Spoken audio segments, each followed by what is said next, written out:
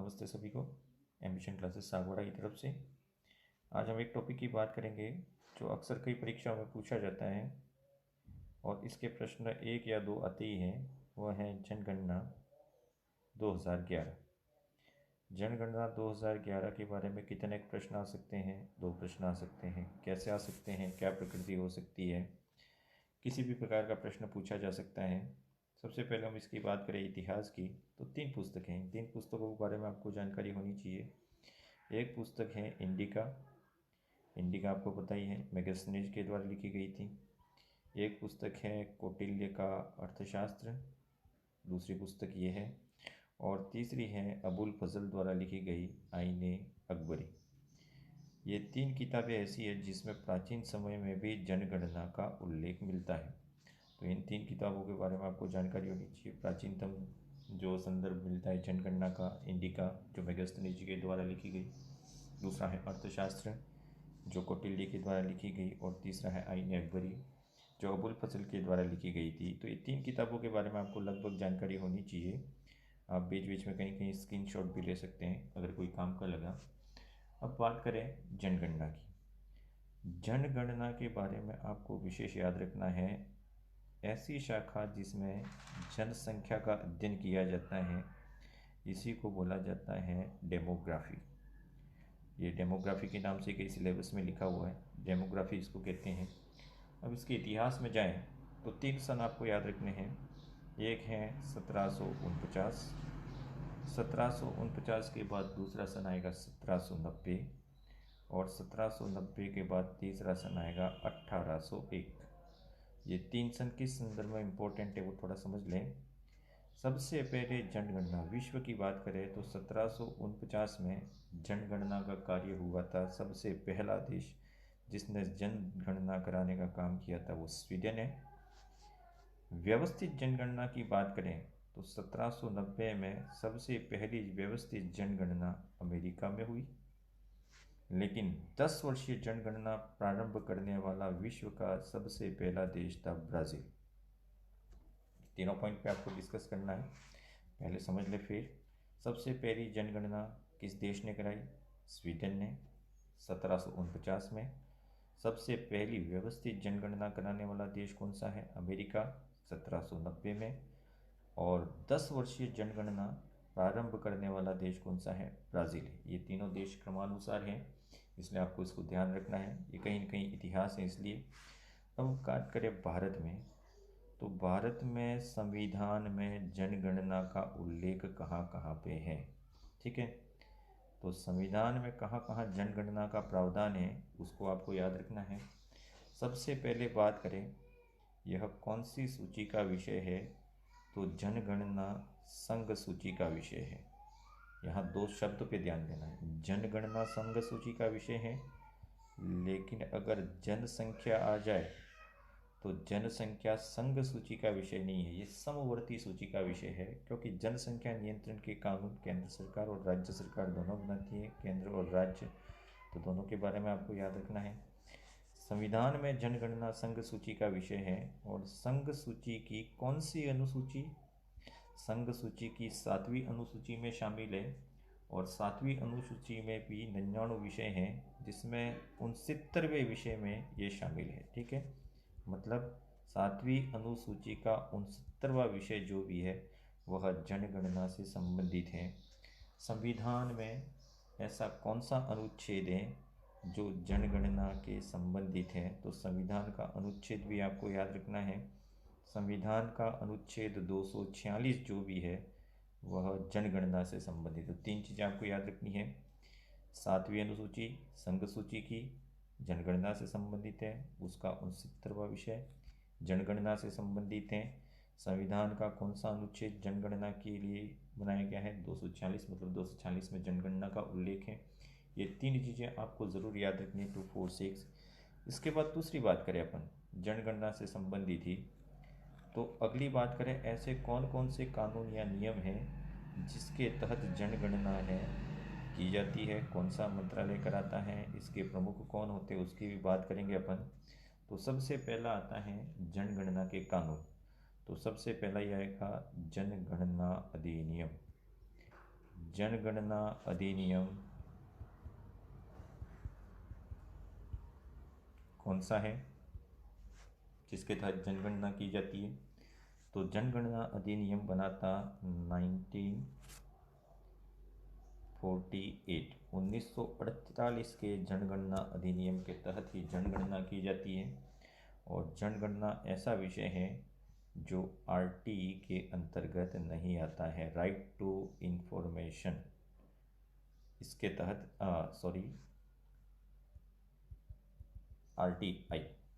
RTI के अंतर्गत नहीं आता है। ठीक है, इसके तहत कोई भी सूचना आप जनगणना के बारे में प्राप्त नहीं कर सकते। भारत की जनगणना की बात करें अपन, तो भारत की जनगणना का इतिहास कौन सा रहा उसकी भी बात करेंगे अपन। जनगणना संबंधी इतिहास भारत में, तो भारत में भी जनगणना के इतिहास की बात करें तो 2 गवर्नर जनरल है, उनका नाम याद रखना है। एक तो आता है लॉर्ड मेयो, और लॉर्ड मेयो के बाद दूसरा आता है लॉर्ड रिपन। ये दोनों ऐसे व्यक्ति थे जिनका कहीं न कहीं जनगणना से कुछ न कुछ संबंध रहा है। लॉर्ड मेयो की बात करें तो उसके लिए आपको सन याद रखना है, वह है 1872। भारत की सबसे पहली जनगणना शुरू करने का श्रेय लॉर्ड मेयो को है, लेकिन यह जनगणना थी वो अव्यवस्थित थी। तो भारत की पहली जनगणना तो थी लेकिन व्यवस्थित नहीं थी, तो अव्यवस्थित जनगणना थी। इसी जनगणना को व्यवस्थित किया था लॉर्ड रिपन ने, यानी कि 1881 में। तो भारत में प्रथम 10 वर्षीय जनगणना, ये 10 वर्षीय है ना, इसको ज़रूर ध्यान रखना है। प्रथम जनगणना लॉर्ड मेयो के काल में, प्रथम व्यवस्थित जनगणना लॉर्ड रिपन के काल में, एक 1872 में हुई और एक 1881 में हुई। ये आपको याद रखना है। अब ये 2 जनगणना होगी, इसके बाद आपको अगला क्या याद रखना है वो समझें। सबसे पहले स्वतंत्र भारत की पहली जनगणना हुई थी 1951, भारत आज़ाद हुआ उस समय। उसके बाद 1951 में पहली जनगणना हुई थी, स्वतंत्रता के बाद पहली जनगणना, और यह क्रमानुसार 9वीं जनगणना थी, इसको भी ध्यान रखना है। और इस समय भारत के जनगणना आयुक्त 1951 की बात करें, महापंजीयक एवं जनगणना आयुक्त कौन थे 1951 में? तो आर ए गोस्वामी भारत के प्रथम जनगणना आयुक्त थे स्वतंत्रता के पश्चात। ये आपको याद रखना है, स्वतंत्रता के पश्चात जनगणना आयुक्त थे। 1951 की बात करें, लेकिन अगर प्रथम जनगणना आयुक्त पूछा जाए, जब पहली जनगणना हुई तो प्रथम आयुक्त थे WC प्लाडेन। ये नाम आपको याद रखना है। ये दोनों नाम अक्सर परीक्षाओं में पूछे जा सकते हैं, अभी तक तो नहीं पूछा जा चुका है, लेकिन स्वतंत्र भारत के पहले जनगणना आयुक्त आर ए गोस्वामी है, और भारत के प्रथम जनगणना आयुक्त थे WC प्लाडेन। इतना आपको याद रखना है। अब बात करें जाति आधारित जनगणना। भारत में जाति आधारित जनगणना सबसे पहले कब हुई? तो जाति आधारित जनगणना हुई थी 1931 में। तो ये बेसिक चीज़ें हैं। लॉर्ड मेयो ने इसे स्टार्ट किया, इसे व्यवस्थित करने का श्रेय लॉर्ड रिपन को है।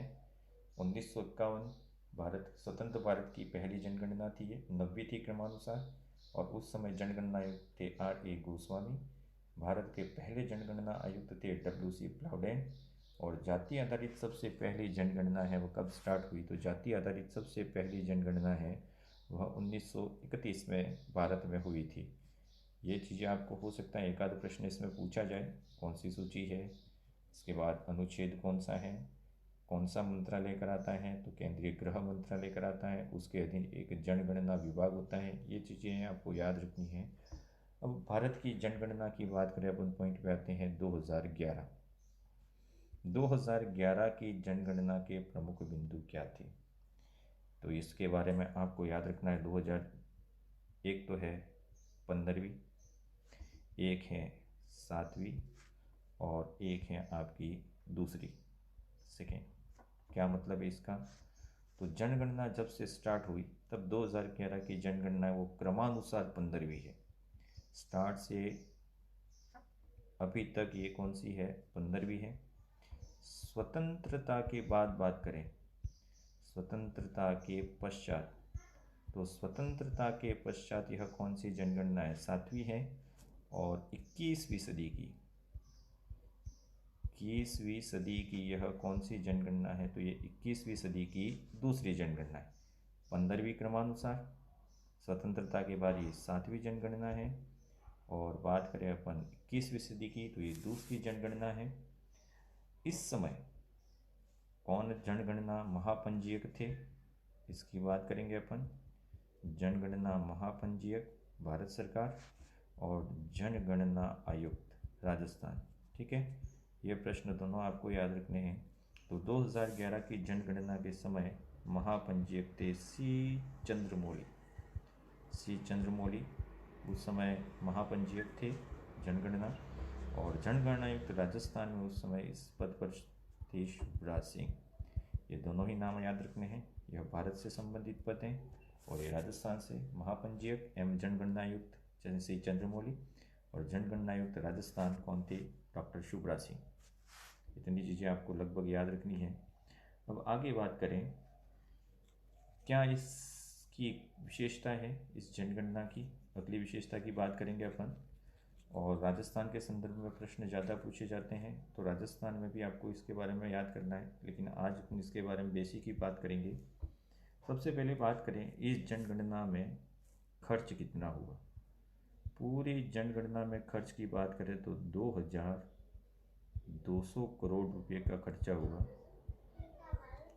2200 करोड़। और एक व्यक्ति यानी कि प्रति व्यक्ति खर्च की बात करें अपन, तो प्रति व्यक्ति खर्च वह हुआ 18 रुपये और 19 पैसे, यानी कि एक व्यक्ति पे 18 रुपये और 19 पैसे का खर्च हुआ था। अब बात करें अपन दूसरी, भारत में जनगणना के कुछ आंकड़े। अपन इसको आगे कल भी ले जाएंगे। ठीक है, क्रमानुसार देखें, सर्वाधिक जनसंख्या वाले राज्य, भारत में सबसे ज़्यादा जनसंख्या वाले राज्य कौन से हैं? आपको राज्य भी याद रखने हैं, ये राज्य हैं। और राज्य के साथ आपको यूनियन टेरिटरीज यानी कि यूटी के बारे में भी आपको याद रखना है।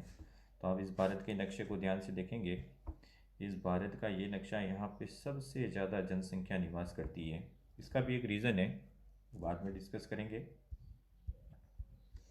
सबसे ज़्यादा जनसंख्या वाला पहला राज्य है उत्तर प्रदेश, दूसरे नंबर पर आएगा महाराष्ट्र, तीसरे नंबर पे बिहार, चौथे नंबर पे पश्चिम बंगाल और 5वें नंबर पे आएगा आंध्र प्रदेश। सर्वाधिक जनसंख्या वाला राज्य यूपी, महाराष्ट्र, बिहार, पश्चिम बंगाल, आंध्र प्रदेश। टॉप 4 राज्यों को देखें अपन, 1 2 3 4, तो केवल एक राज्य को छोड़ दिया जाए महाराष्ट्र, तो उत्तर प्रदेश, बिहार और पश्चिम बंगाल, यह सभी राज्य हैं, उत्तर प्रदेश, बिहार और पश्चिम बंगाल, वो कहीं न कहीं इसी भारतीय भौतिक विभाजन में आते हैं, इसी रीजन में आते हैं। इसका कारण क्या है? तो यहाँ पे कृषि योग्य भूमि सबसे ज़्यादा है, सिंचित भूमि सबसे ज़्यादा है और सबसे ज़्यादा नदियों का प्रवाह यहीं पे है, नदियों का उद्गम, नदियों का प्रवाह यहीं पे है। महाराष्ट्र, इसके बारे में बाद में व्याख्या करेंगे। तो इतनी चीज़ों के बारे में आपको याद रखना है। सर्वाधिक जनसंख्या वाले 4 राज्यों में यूपी, महाराष्ट्र, बिहार और पश्चिम बंगाल, 5वें नंबर पे आंध्र प्रदेश है। अंतिम नंबर की बात करें अपन, तो सबसे कम जनसंख्या वाला राज्य कौन सा है? तो सबसे कम जनसंख्या वाला राज्य है सिक्किम। तो 2 आपको पैर बन जाएंगे यहाँ पे। सर्वाधिक जनसंख्या वाला राज्य यूपी है, तो न्यूनतम जनसंख्या वाला राज्य कौन सा हो जाएगा? सिक्किम हो जाएगा। ठीक है, इतनी चीज़ें आपको याद रखनी है। अब अपन बात करेंगे यूनियन टेरिटरीज़ की। तो यूनियन टेरिटरीज़ में क्या इंपॉर्टेंट है वो समझ लें। यूनियन टेरिटरी की बात करें तो यूनियन टेरिटरीज़ में कौन कौन सी चीज़ें आएंगी, यूटी में कौन कौन से हैं, तो ध्यान से देखेंगे।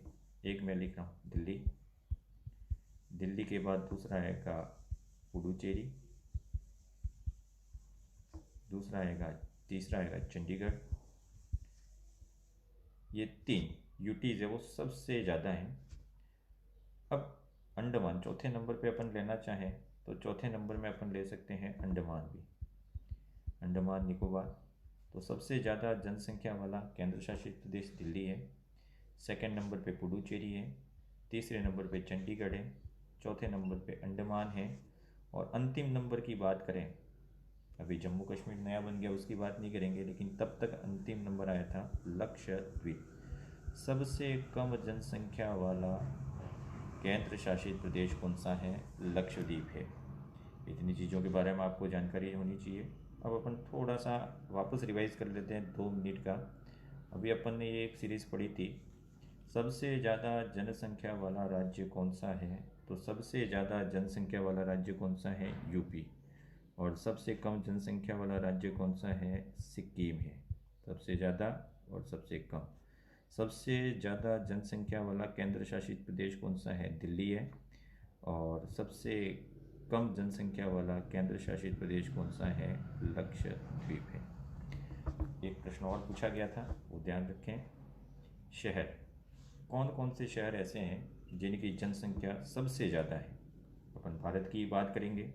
मैं कुछ शहर लिख रहा हूँ यहाँ पे। सबसे पहला है मुंबई। भारत में सबसे ज़्यादा जनसंख्या वाला शहर मुंबई है। मुंबई के बाद आएगा दिल्ली। दोनों ही महानगर हैं, मुंबई और दिल्ली, 1 2। लेकिन इसके बाद 2 शहर और आ जाएंगे बीच में, वो है बेंगलुरु। एक बीच में आ जाएगा बेंगलुरु। क्रमानुसार ध्यान रखें, दिल्ली और मुंबई तो पहले ही आ गए। नंबर 1 मुंबई, नंबर 2 दिल्ली, तीसरे नंबर पर आता है बेंगलुरु। मतलब ये 2 महानगरों के बीच में आ गया है। इसके बाद 2 महानगर वापस आएंगे। अगला नंबर है चौथा चेन्नई का। चेन्नई के बाद आएगा आपका कलकत्ता। मतलब चारों महानगर क्रम से नहीं जमा देने हैं, ये क्रम है मुंबई दिल्ली और चेन्नई कलकत्ता। लेकिन चेन्नई का नंबर चौथा है और कलकत्ता का नंबर 5वां है। तो क्रमानुसार सर्वाधिक जनसंख्या वाले 5 शहर हैं मुंबई, दिल्ली, बेंगलुरु, चेन्नई, कलकत्ता। राजस्थान के कुछ शहरों की बात कर लेते हैं। एक शहर का नंबर 10वां है, एक शहर का नंबर 43वां है, एक शहर का नंबर है वो 46वां है, एक शहर का नंबर 67 है, एक शहर का नंबर 81 है, और एक शहर का नंबर है वो 99 है। ये भी इम्पोर्टेंट है, इसको ज़रूर ध्यान रखें। जो देश के टॉप 100 शहर हैं, 100 सिटी है, जनसंख्या को क्रमानुसार जमाएं तो राजस्थान के कितने शहर इसमें आते हैं? 1 2 3 4 5 6। टॉप 100 शहरों में राजस्थान के 6 शहर शामिल हैं, जिसमें 10वें नंबर पर आपका नाम आएगा जयपुर। जयपुर 10वें नंबर पे पूरे भारत में। 43वें नंबर पे है कोटा। पूरे भारत में कोटा की जनसंख्या 43वें नंबर पे है।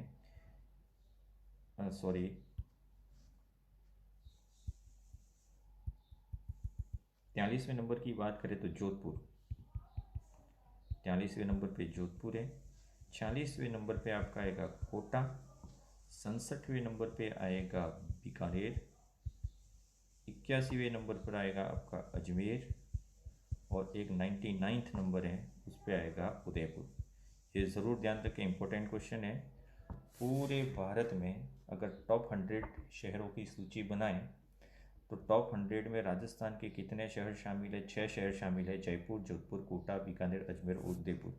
और इसी सीरीज़ को अपन बना दें राजस्थान की टॉप 1 सीरीज़। राजस्थान में सर्वाधिक जनसंख्या वाले शहरों का क्रम, तो number 1 Jaipur, number 2 Jodhpur, number 3 Kota, number 4 Bikaner, number 5 Ajmer, number 6 Udaipur. ये ज़रूर ध्यान रखिए, जिले नहीं हैं, ये शहर है, शहरों की जनसंख्या है। Thank you.